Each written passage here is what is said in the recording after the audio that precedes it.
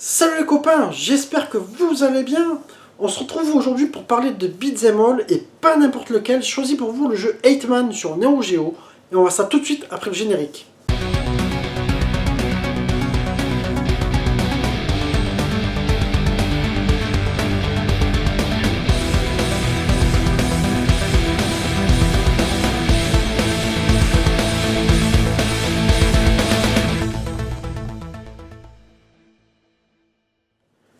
Alors en ce qui concerne ce fameux 8-Man, moi je le connaissais vraiment pas. C'était mon pote qui était collectionneur de jeux Neo Geo qui en 2017 m'en avait parlé. Il m'avait dit ce jeu-là, franchement j'aimerais bien l'avoir dans ma collègue. Et donc moi qu'est-ce que j'ai fait? J'ai regardé YouTube. Et en voyant ce jeu-là, sur le moment, tu vois, les premières impressions, comme quoi elles sont souvent trompeuses, je m'étais dit ouais, bof, je me vois pas trop rejouer à ce type de jeu, ça me paraît un petit peu vieilli, etc. Et comme après j'ai acheté l'Arcade Stick Pro, et j'avais installé le Halo Stick, souvent tu sais, tu passes devant, et tu te dis, puis au bout d'un moment, ça serait bien de voir un peu des jeux que tu connais pas, tu vois. Je dis, bon allez, je teste une première fois. Et je joue, je dis, tiens, mais finalement ce jeu-là, j'ai un peu fait un jugement hâtif, tu vois. Et donc qu'est-ce que je fais? Je me remets, et en fait, je trouve que ce jeu-là est vraiment superbe. Et donc je me suis dit, il faudrait vraiment que je vous en parle.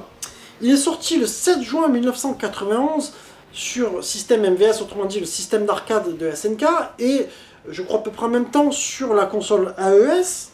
Il avait été développé par un studio qui s'appelle Palace. Alors j'ai pas trouvé d'informations là-dessus, mais ce jeu-là, il faut savoir qu'il avait été adapté en fait d'un manga qui avait été scénarisé par Kazumasa Hirai, un auteur de science-fiction japonaise, et il avait été dessiné par Jiro Kuwata, qui est, je crois, décédé au cours de l'année 2020. Enfin, en tout cas, vous savez que moi, je suis pas un grand connaisseur de manga.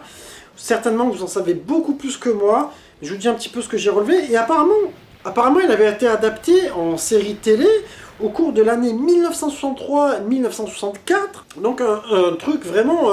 tu vois, je regardais quelques images, c'était plutôt sympathique. C'est rigolo de voir ça, parce que c'est pas souvent que ça arrive.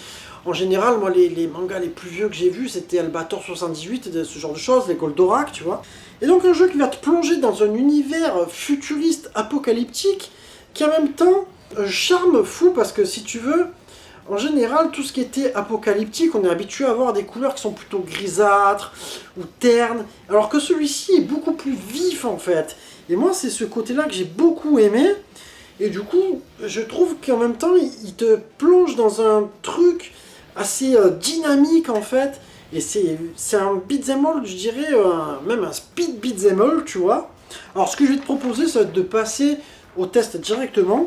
Alors graphiquement, je trouve que c'est vraiment réussi, dans le sens où le personnage déjà, il a son charisme, les ennemis ont vraiment une originalité. En même temps, comme je te disais, il allie des couleurs très vives et un ton qui arrive à être apocalyptique avec ce type de couleurs-là, avec le feu souvent derrière, tu vois.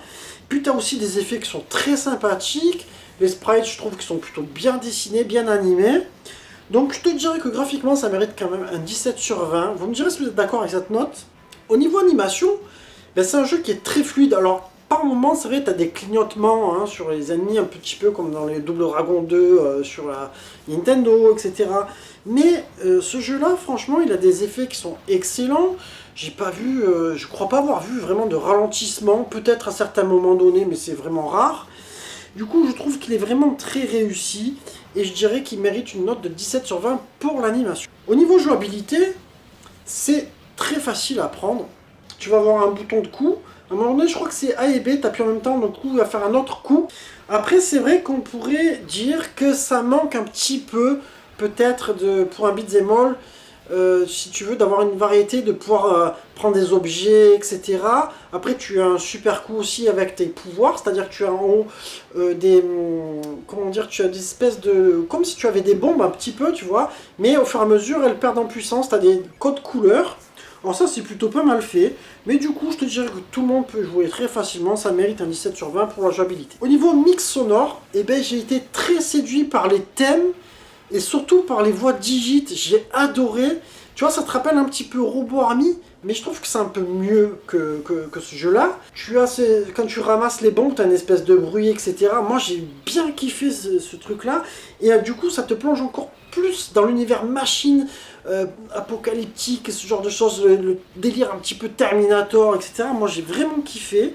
Donc, je dirais que ça mérite un 18/20 pour le mix sonore. Au niveau durée de vie, bon, c'est là où c'est un petit peu moins bon parce que c'est un jeu que tu vas finir entre 30 et 40 minutes selon ton niveau. Alors moi, comme je suis mauvais, c'est bien, ça va me prendre plus une heure, tu vois. Je perds beaucoup dans ce jeu-là. Je suis pas très très fort au niveau de ce type de jeu, mais je me régale. C'est un jeu que tu vas quand même, je pense, de temps en temps ressortir. Du coup, je te dirais que d'un côté, tu vas le finir vite, mais tu vas apprécier aussi pouvoir le jouer de temps en temps, et surtout tu vas pouvoir te caler des parties rapides.